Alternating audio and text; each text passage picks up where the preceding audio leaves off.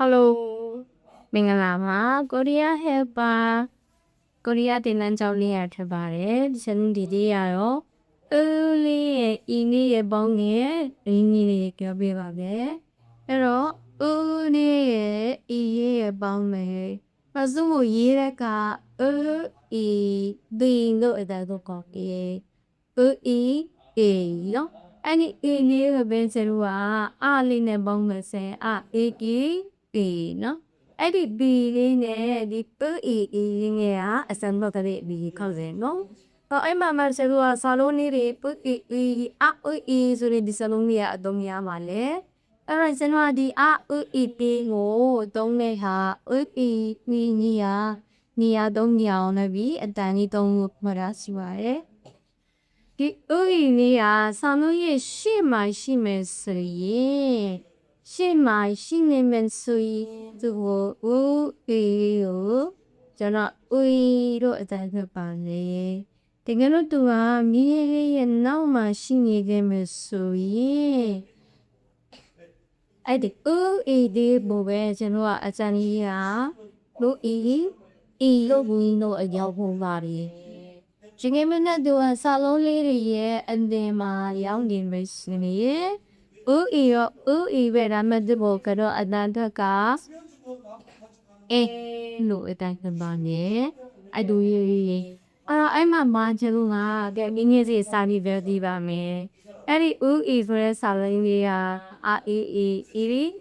စာဆိုပဲငင်းငင်းလေးကိုတော့အဲ့တော့စာသူကစာလုံးလေးရဲ့ရှေ့မှရှေ့ပြမှုကိုတော့တော့တဲ့မယ်စာလုံးလို့ဒီအမင်းကြီးဆရာကြီးဒီဆိုတဲ့ရဲ့ကြီးရပါလေဆရာကြီးနော်အရင်မရပြီရဲ့ကစ်ပေါင်းနေကြကြဆိုရင်ယူကလခါယူတကယ်အဲ့လိုပဲကဲလို့အဲ့ဆန်လုံးလေးရဲ့လောင်းမရောက်နေတယ်ဆိုတော့လောင်းမရောက်နေဆိုလို့ရှိရင်ချိန်မှာဥပမာမင်းလေးအဒီကအာယောရေနာမမီအတပုတ်ကလေးရှဲလို့တန်တော့ပါမယ်ဥရဲ့ဒိတ်မယ်လေးယဉ်ကျေးမှုလို့တဲ့ရပါတယ်ယဉ်ကျေးနေ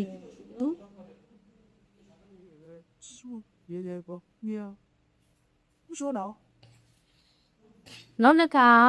ဟာဝဲအတူစီ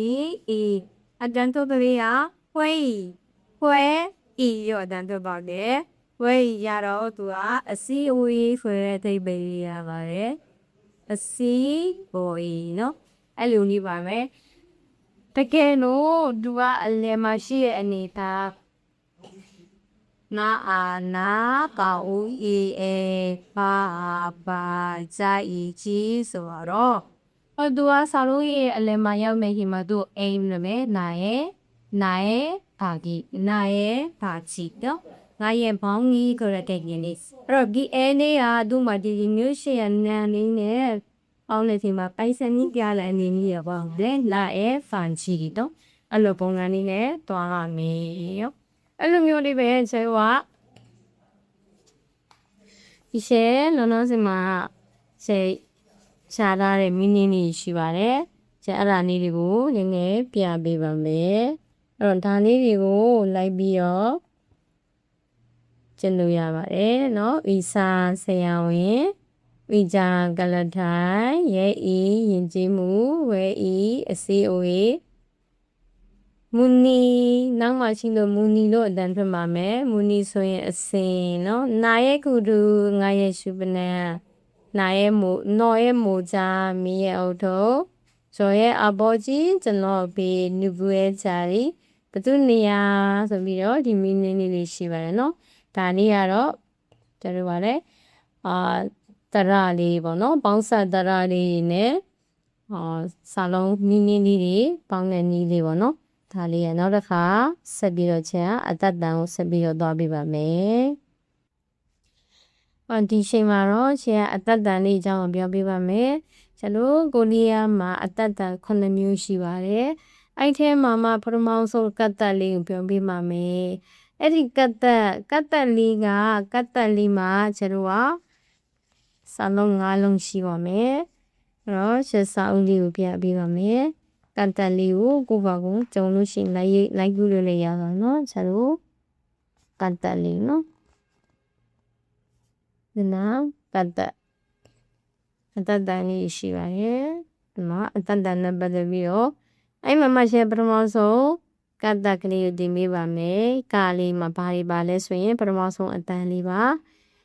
ကာရဲ့ခါရဲ့ရာဂရဲ့ကဆာရဲ့ပါမယ်အဲ့လေးကိုကျတော့ကတ်တက်တန်နော်ဂါလို့ဂါပေါ့ဂါကတ်တက်တန်လေးထုတ်ပါမယ်အဲ့မှာဥမာလေးပေးထားပါတယ်ဂါအာကောင်ကတ်တက်ရင်အတန်ထွက်တာလေးရဲ့ဘာအဘာကတ်တက်နော်အဲ့လိုမျိုးပေါ့အဲ့မှာမှကျတော့သူ့ရဲ့ဟာလေးကဘယ်လိုလေးထွက်မလဲဆိုရင်အဲ့ဒီကတ်တက်ဆိုတဲ့ဟာလေးမှာမှသူကဘယ်နှလုံးပါလဲကြည့်ကြအောင်ဆိုတော့ဒီမှာစာလုံးလေး9လုံးပါပါတယ်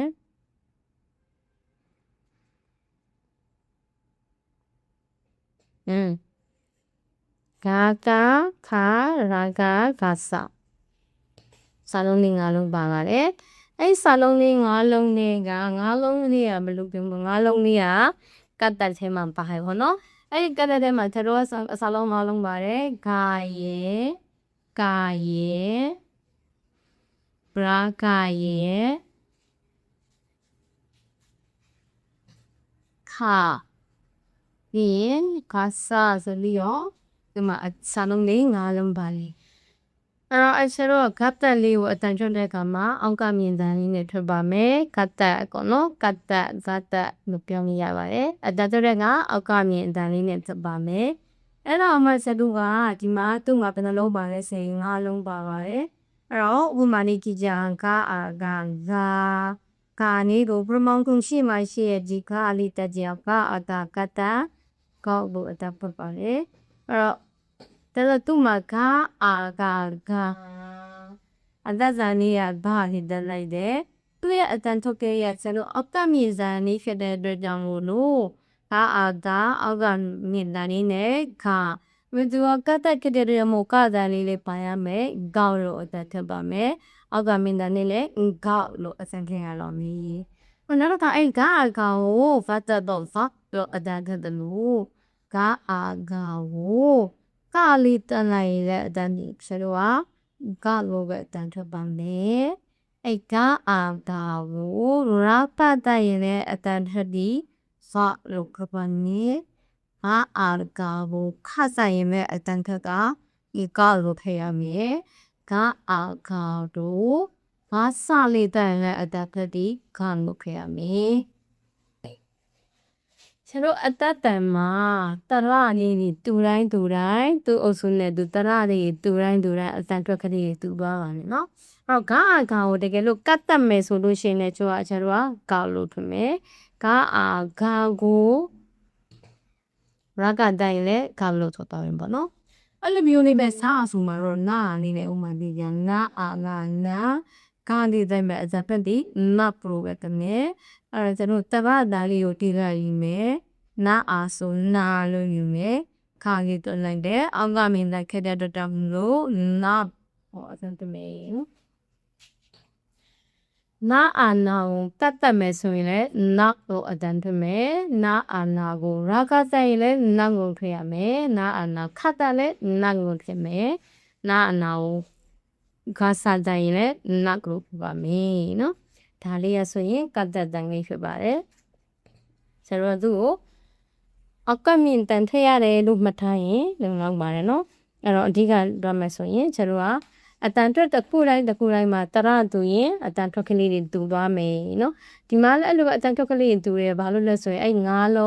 9လုံးလုံးကဘယ်မှာပါလဲဆိုရင်ကတ်တက်ထဲမှာပါတယ်နော်ကတ်တက်ပေါ့နော်ကတ်တက်မှာဘယ်လုံးရှိရလဲ9လုံးရှိရဲအဲကြောင့်မို့လို့တရတူတဲ့ကမှာအတန်ထွက်ကလေးတွေတူသွားမယ်အဲ့မှာဒီရှင်မီနီလေးရှာထားတာရှိပါတယ်ဟောမီနီလေးကတော့နည်းနည်းလေးများမယ်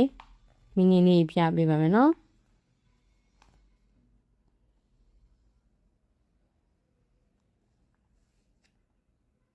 အဲ့တော့အဲ့မှာဂါကျို့ဒါစု ကာအကူကိုကတ်တက်မဲ့ကုဆိုရင်စပြုံနိုင်ငံဂဲဆိုးဆိုရင်စက်တိုက်အစမပြတ်ကာအကောင်ကိုကတ်တက်တဲ့ကတ်တာဖြတ်သည်ညက်သည်တဲ့အိဒါတဲ့ကတ်တက်တဲ့အမြင့်သုံးတဲ့စလုံးကြီးပါဒါကတ်တက်ဇက်ဒါဇက်တာတိုက်တီတုတ်တီဒါအိုဒိုဆိုင်ရှိဒိုရှိရာအရာကတ်တက်ရက်တန်တမဲဒိုရှိရက်တမင်ချိုင်မကတ်တက်မပ်ဒါမပ်တာစီဒီမကတ်တက်မော့ဒါမော့တာစာဒီမကတ်တက်မို့ဆိုရင်လေဘီနော်ဘာဒါကတ်တက်ဒါဘာသာချမီဘာကတ်တက်ဘတ်အပြေဘာယောဘကတ်တက်ဘတ်နိုင်ယဘာဥဘူးအောခတ်တက်အော့ဘူးအော့ကိုကြောင့်ဆောက်စုဘာကတ်တက်ဘတ်စုဘတ်ဖေဒီဆောကတ်တက်ဆော့တာဆော့တာယောနိုဒီ